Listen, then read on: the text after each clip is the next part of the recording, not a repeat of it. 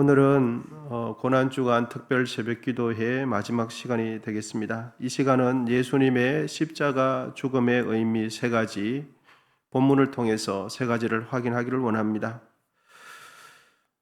예수님의 고난주간 금요일 행적은 우리가 잘 알고 있고 또 많은 부분에 대해서 성경에 대한 정보를 가지고 있는 대로 예수님께서 십자가 위에서 죽으시는 날이 되겠습니다. 예수님께서는 아마 금요일 새벽, 이른 새벽 시간에 겟세마네 동산에서 체포당하신 것 같습니다. 체포된 이후에 1차로는 그 해의 대제사장이었던 안나스와 가야바에게 신문을 받으시다가 총독 빌라도에게 넘겨져서 또 고초와 신문을 당하시다가 그리고 또다시 헤롯 법정으로 넘어가서 신문을 받으시다가 십자가 사형이라는 최종 판결은 아마 금요일 오늘 새벽 6시경에 받은 것으로 추정이 됩니다. 최종 판결이 내려지고 십자가에 못 박히시기까지의 시간은 3시간이 있었습니다.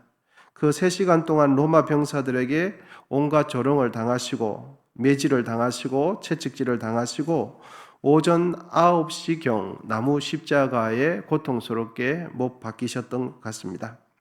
당시 이스라엘은 로마의 속국이었기 때문에 그 시간 표기를 두 가지 형태로 했습니다. 먼저는 로마의 속국이었기 때문에 로마식 시간 표현을 하기도 하고 또 유대인이었기 때문에 유대식으로 시간 표기를 했습니다. 그래서 요한복음 같은 경우는 로마식 시간 표기법으로 기록이 되어 있습니다. 오늘 본문이 되는 이 마태복음은 유대인 공동체들에게 쓰여진 서신이기 때문에 유대식으로 시간이 표기가 된 겁니다. 오늘 본문 45절 같이 한번 읽어보겠습니다. 45절 시작. 제6시로부터 온 땅에 어둠이 임하여 제9시까지 계속되더니. 아멘. 유대식으로 표현됐기 때문에 이 시간을 지금 우리가 사용하는 시간으로 보면 제6시부터 온 땅에 어둠이 임했다. 그러면 정오부터 낮 12시부터 오후 3시까지 예상치 않은 어둠이 그 땅에 임했다 하는 것입니다. 여러분, 낮 12시 가장 어두운 시간입니까? 가장 밝은 시간입니까? 가장 밝은 시간이거든요. 12시부터 3시까지는 가장 밝은 시간입니다. 가장 밝아야 할 시간에 어둠이 임했던 거예요. 그리고 시간은 몇 시간 동안요? 3시간 동안. 그럼 예수님께서 십자가 위에 고난 당하실 때 임한 이 3시간 동안의 어둠의 의미는 뭔가? 가장 밝아야 할 시간에 가장 어둡게 되는 이 현상은 어떻게 우리가 이해를 해야 되는가? 이 현상이 가지고 있는 의미는 무엇인가 하는 것입니다. 천문학이 발달한 지금은 계기 일식이 되면 언제 계기 일식이라는 것이 10년 이후에 20년 이후에 이런 것까지 계산이 다 됩니다. 그리고 대낮 시간에 지구의 특정 지역의 일부분 정도 어둠이 임한다는 것을 알고 있어요. 그거는 이 전체 현상 가운데 일어나는 일들인 것을 우리는 알고 있습니다.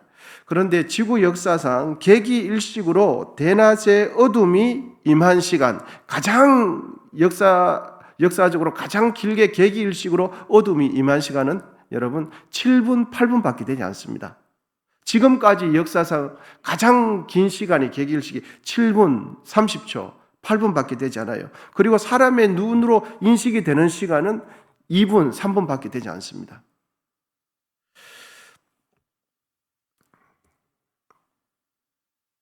그럼 예수님께서 십자가 위에서 돌아가실 때 어둠이 임했다고 했는데 그 어둠이 임한 시간이 몇 분입니까? 3시간이에요.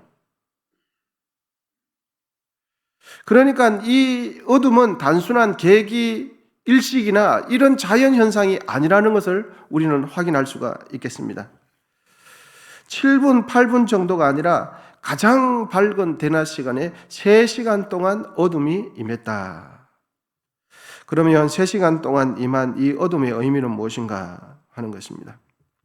예수님은 오후 3시 마지막 호흡을 내쉬고 그 몸속에 있는 영혼이 떠나가시기 막바지에 이르렀을 때 주님께서는 십자가 위에서 아주 고통스럽게 이렇게 외치십니다. 나의 하나님, 나의 하나님, 어찌하여 나를 버리셨나이까? 어찌하여 나를 버리셨나이까? 가장 밝아야 할 대낮의 3시간 동안 그 어둠은 단순한 자연 현상이 아니라 성부 하나님과 성자 예수님 사이에 일어나는 영적인 상황, 영적 상태를 피조물이 대신하여 표현해 주는 것으로 우리는 이해할 수 있겠습니다. 여러분, 어둠은 무엇을 의미합니까? 죽음을 의미하고 죄를 의미하고 어둠은 끊어짐, 중단, 버림받음을 의미하는 색깔이 어둠이에요. 그러므로 3시간 동안 임한 그 어둠의 시간은 참빛 되시는 예수님께서 인류의 모든 죄를 대신 짊어지시고 희생당하는 동시에 담당하시는 그 죄악 때문에 하나님의 진노를 받으시고 하나님 앞에 버림받는 그 상황을 자연이, 대자연이 표현해 주는 것이다. 우리는 이해할 수 있겠습니다. 여러분, 본문 50절인데 같이 한번 읽어보겠습니다. 본문 50절 시작. 예수께서 다시 크게 소리 지르시고 영혼이 떠나시니라. 아멘. 기록된 성경을 부인하려고 하는, 끝까지 부인하려고 하는 사람들은 이 성경은 예수님께서 크게 소리 지르시고 죽으셨다라고 말하는데 성경을 부인하려고 하는 이들은 그 마음속에 불신이 가득하고 성령께서 역사하지 않는 이들은 어떻게 생각하냐? 예수께서 십자가 위에서 기절하신 거 아니야? 죽은 척 하는 거 아니야? 성경은 분명히 죽었다고 기록되어 있는데 죽었다고 이야기하는데도 안 믿어요.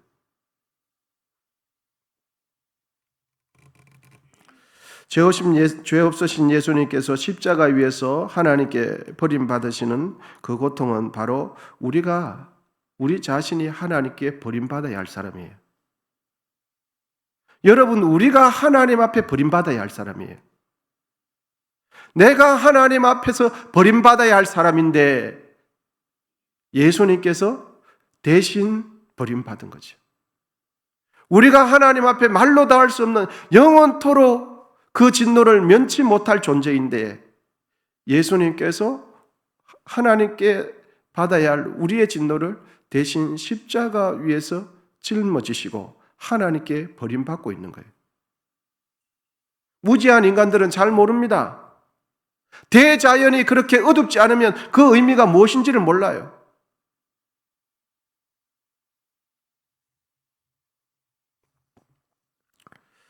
죄 없으신 예수님께서 십자가 위에 돌아가실 때 왜 가장 밝아야 할 시간에 3시간 동안 어둠이 임했을까? 영혼이 둔탁하고 자기밖에 모르는 인간은 몰라요.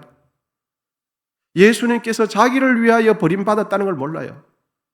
대자연이 캄캄하게 어둠이 임하는데도 그것 사인도 잘 모르는 거죠. 여러분, 하나님 앞에 버림받아야 할 존재는 예수님이 아니에요. 우리죠. 생각하는 것부터 아침에 눈을 뜨는 순간부터 잠을 드는 그 시간까지 수도 없는 악한 생각들을 수시로 만 가지 생각을 하면서 이 생각 저 생각하면서 살아가는 우리가 하나님 앞에 버림받아야 할 존재죠. 그런데 예수님께서 버림받아 주신 거죠. 예수님께서 십자가 위에서 숨을 거두실 때 어떤 일이 발생했는가? 두 번째는 성소 휘장이 위에서 아래로 찢어져서 둘이 되었어요. 본문 51절인데요. 같이 한번 읽어보겠습니다. 시작. 이에 성소 휘장이 위로부터 아래까지 찢어져 둘이 되고 땅이 진동하며 바위가 터지고. 아멘. 성소 안에 있는 휘장은 출애굽기 말씀을 보면 성막을 만들 때 아주 정교하게 두텁게 짜여진 모직물이 휘장이에요. 역사학자 요세푸스에 따르면 그 휘장은 높이가 25m고 넓이가 8m고 그 두께가 10cm예요. 모직물 천으로 실로 짜여져 있는 두께가 10cm예요. 이 휘장이 얼마나 무거운지 그 제사장이 여러 명이 달라들어서 휘장을 옮길 수 있는 거죠.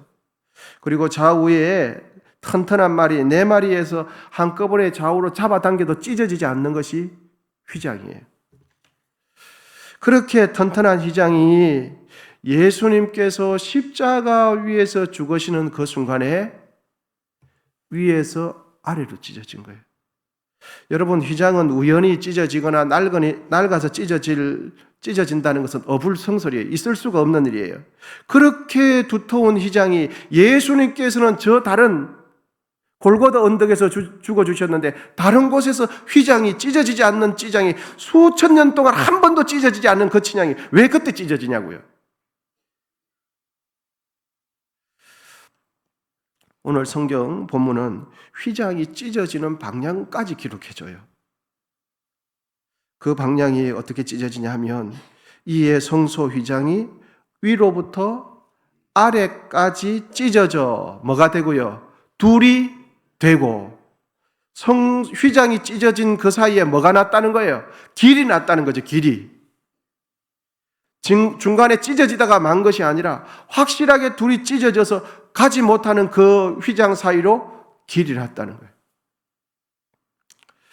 성막에 있는 성소라는 것은 하나님의 은혜가 베풀어지는 자리가 지성소예요. 휘장 뒤에 가려져 있는 그 지성소 안에 법궤가 있는 그 위에 천사 그룹이 이렇게 있는데 그 법궤 뚜껑과 천사 날개 있는 그 사이가 뭐냐니까 시은좌라고 그래요. 은혜가 베풀어지는 자리다. 그런데 은혜가 베풀어지는 그 자리는 대제사장이 1년에 한 번 대속죄일에 송아지 피를 깨끔 없는 동물의 피를 뒤집어 쓰고 갈 때만이 지나갈 수 있는 그 자리가 지성소예요. 은혜를 받을 수 있는 것이죠. 죄사함, 속죄함의 은혜가 베풀어지는 그 자리가 바로 지성소예요. 그런데 여러분, 성소와 지성소를 구분하는 두꺼운 휘장이 있어서 아무나 그 은혜가 베풀어지는 자리에 못 가요. 누구만 갑니까? 대제사장이 1년에 한 번씩 모든 백성들의 죄를 대신해서 동물의 피를 가지고 가는 거죠. 그런데 예수님께서 십자가 위에서 죽으실 때 하나님께로 가는 그 은혜의 자리를 맡고 있는 그 두터운 휘장이 찢어진 거예요. 그러므로 예수님께서 십자가 위에서 죽으실 때 모든 사람은 은혜가 베풀어지는 그 자리에 갈 수 있는 길이 활짝 열리게 되었다 하는 것입니다. 히브리서 4장 16절 우리 말씀 같이 읽겠습니다. 시작. 그러므로 우리는 긍휼하심을 받고 때를 따라 돕는 은혜를 얻기 위하여 은혜의 보좌 앞에 담대히 나아갈 것이니라. 아멘. 예수님의 십자가 피공로 때문에 우리는 은혜를 받을 수 있는 그 자리에 언제든지 무조건적으로 값없이 전적으로 나갈 수 있게 되었습니다. 은혜 받을 때는 여러분 언제일까요? 바로 지금이에요. 십자가 앞에 나아가야 할 시간은 언제일까요? 나중이 아니에요. 바로 지금이에요. 있는 자리 그 자리에서 바로 우리 주님 보좌 앞에 은혜의 자리에 나가기만 하면 조건 없이 무제한적으로 값없이 누구나 받을 수 있는 것입니다. 예수님께서 십자가 위에서 죽으실 때의 두 번째 의미는 휘장이 찢어졌다. 휘장이 찢어졌다는 것은 누구든지 예수님의 십자가만 통과하면 하나님의 은혜를 값없이 받을 수 있다. 그 길이 열렸다는 것입니다. 예수님이 십자가에 죽으실 때의 세 번째 의미는 본문 52절과 53절 말씀을 다시 한번 읽어보겠습니다. 52절과 53절입니다. 같이 읽습니다. 시작. 무덤이 열리면 자던 성도의 몸이 많이 일어나되 예수의 부활 후에 그들이 무덤에서 나와서 거룩한 성에 들어가 많은 사람에게 보이니라. 아멘. 예수님께서 죽으시는 그 순간에 예루살렘 인근에 있는 그 무덤이 열렸다. 무덤이 열리면서 죽은 성도들이 일어났다라고 성경은 정언하고 기록해 주고 있습니다. 이것은 예수님의 십자가 죽음으로 인하여 성도들의 부활을 보여주는 예표가 됩니다. 여러분, 예수님의 그 죽음 안에 우리의 부활이 있는 줄 믿습니다. 이 시간은 우리가 예수님의 십자가 죽음과 동시에 발생하는 세 가지 의미를 살펴보았습니다. 이제 말씀을 정리하도록 하겠습니다. 같이 정리되어 있는 부분을 읽어보도록 하겠습니다. 우리 1번 같이 한번 읽어보겠습니다. 시작. 예수님의 십자가 죽음은 우리를 살리시고 나를 살리시는 죽음이다. 십자가 죽음은 십자가만 통과하면 누구나 은혜가 베풀어지는 자리에 자유롭게 갈 수 있습니다. 3번, 예수님의 십자가 죽음 속에는 나의 죽음과 나의 부활을 예표하는 죽음입니다. 아멘. 여러분, 예수를 믿으면서도 변화된 삶을 살지 못하고, 예수를 믿으면서도 감사한 삶을 살지 못하고, 예수를 믿으면서도 인생의 의미를 찾지 못하고, 예수를 믿으면서도 기쁨을 누리지 못한다면 여러분, 그분은 이 세상 어디에서도 참 만족과 참 행복을 누릴 수 없어요. 예수 안에 있는 예수를 믿으면서도 기쁨을 발견하지 못해요. 예수를 믿으면서도 내 영혼의 즐거움을 전혀 느끼지 못해요. 여러분, 그분은 어디 가서 무엇을 통해서 기쁨을 누릴 수 있겠습니까? 만약 다른 곳에서 기쁨과 즐거움을 찾고 그런다면 그 기쁨은 사막에 있는 신기루와 같은 기쁨이라는 것을 여러분 알게 되시기를 축원드립니다. 너무너무 목이 말라요. 그런데 물이라고 바닷물을 벌컥벌컥 마셨어요. 순간에는 시원해 보입니다. 그러면 나중에는 더 갈증이 나서 살 수가 없어요. 그래서 또다시 바닷물을 또 마셨어요. 그 순간에는 뭔가 먹는 것 같고, 뭔가 즐거운 것 같고, 뭔가 행복해지는 것 같고, 뭔가 채워지는 것 같은데 이전보다 더 큰 괴로움이 우리에게 있는 거죠. 여러분, 예수를 믿으면서도 삶이 변화가 안 돼요. 예수를 믿으면서 기쁨이 없어요. 예수를 믿으면서도 삶의 가치를 느끼지 못한다면 그분은 이 세상 어디에도 기쁨을 누릴 수 있는 곳이 없어요. 만약에 다른 곳에서 기쁨을 누린다고 한다면은 그분의 기쁨은 나를 죽이는 기쁨이에요. 내 인생을 망가뜨리는 기쁨처럼 보이지만 그것은 죄악이라는 것을 우리는 성경을 통해서 알아야 될 줄 믿습니다. 예수를 믿어도 기쁨과 즐거움이 없는 것이 아니라 세상적인 일로 우리의 마음이 변질됐기 때문에 예수 안에 있는 기쁨을 우리가 누리지 못하는 거예요. 그때, 과거만 말씀하지 마시고 지금 우리의 신앙의 새 역사를 써가시기를 축원드립니다. 과거에는 이랬는데 10년 전에는 이랬는데 내가 예수 믿을 때는 그랬는데 여러분, 그런데 왜 그 기쁨이 지금은 없습니까? 누구 탓일까요? 누구 잘못입니까? 여러분, 우리의 마음이 변질된 건 아닙니까? 예수님은 변함이 없어요. 어제나 오늘이나 변함이 없어요. 왜 지금 기쁨을 누리지 못하십니까? 여러분, 신앙의 새 역사를 써가시기를 축원드립니다. 겸손히 내가 내 인생에 힘들 때, 내가 가난할 때, 내가 질병이 있을 때, 나에게 큰 우환이 있을 때, 그때는 절박하게 예수를 찾았어요. 그런데 건강이 회복되어지고 물질이 적당하게 매달마다 얼마씩 들어오고 집이 괜찮게 살고 그러면서 자연스럽게 바뀐 것이 무엇입니까? 우리의 마음이 변질된 것 아니냐? 여러분, 이 성경 말씀은 변함이 없어요. 예수를 믿는데도 왜 기쁨을 누리지 못하는가? 왜 감사를 하지 못하는가? 여러분, 우리의 마음을 돌아봐야 할 줄 믿습니다. 예수님께서 십자가 위에서 오늘 이제 모처를 박히시고 이제 죽으시죠. 정말 고난주간을 의미 있게 보낸다는 것은 밥 한 끼 굶는 게 아니죠. 정말 내가 예수 믿을 때 그 기쁨이 어디 갔는가?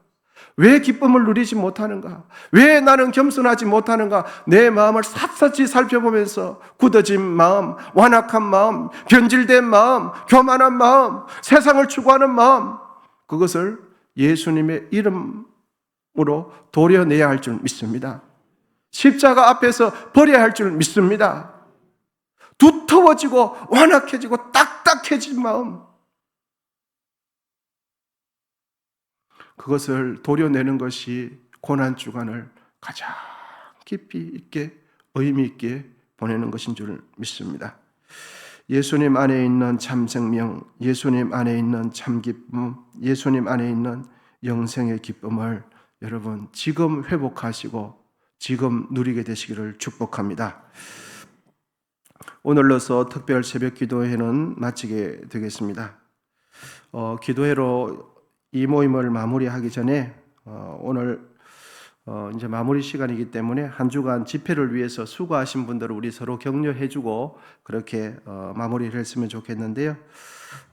우리가 서로 격려해주고 싶은 분들은 한 주간 동안 차량으로 봉사해주신 우리 차량 부원들 박수 한번 하겠습니다. 네. 너무너무 감사를 드립니다. 우리 차량 부원들께서 성도님들의 발이 되어주지 못하면 이 자리에 이렇게 많이 못 오세요. 가정마다 집 앞에까지 다 모셔드리니까 우리 어르신들께서 교회 오시는 줄 믿습니다. 그리고 수고하시는 우리 방송부를 위해서 박수 한번 하도록 하겠습니다. 참 잘했습니다. 수고 많으셨습니다. 그리고 시간마다 우리 반주를 해주신 반주자를 위해서 박수 한번 하겠습니다. 참 감사를 드리고요. 무엇보다도 우리가 주님 앞에서 서로 얼굴을 대하면서 말씀을 나눌 수 있어서 감사합니다. 서로를 위해서 박수 크게 한번 하겠습니다. 수고하셨습니다. 네, 감사합니다. 여러분 서로 축복하겠습니다. 수고하셨습니다. 하겠습니다. 완주하셨습니다. 네.